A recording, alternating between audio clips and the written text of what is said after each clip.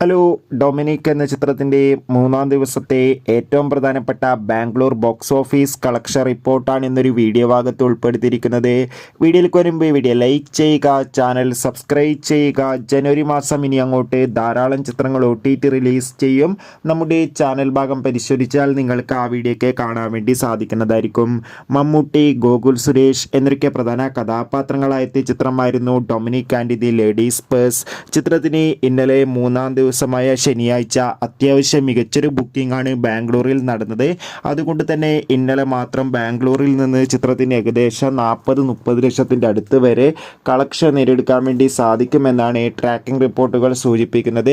എന്തായാലും ഡൊമിനിക് എന്ന ചിത്രത്തിൻ്റെ കൂടുതൽ ബോക്സ് ഓഫീസ് കളക്ഷൻ റിപ്പോർട്ടിനായി നമുക്ക് കാത്തിരിക്കാം. ചിത്രം കണ്ടവരുടെ അഭിപ്രായം കമൻറ്റ് ചെയ്യുക. ഈ വരുന്ന ജനുവരി മാസം ഇനി ധാരാളം ചിത്രങ്ങൾ അങ്ങോട്ട് OTT റിലീസ് ചെയ്യും. നമ്മുടെ ചാനൽ ഭാഗം പരിശോധിച്ചാൽ നിങ്ങൾക്ക് ആ വീഡിയോ കാണാൻ വേണ്ടി സാധിക്കും. അതൊക്കെ ഒന്ന് കാണുക. അടുത്തൊരു വീഡിയോയിൽ കാണുമ്പോൾ ഏവർക്കും ബൈ ബൈ.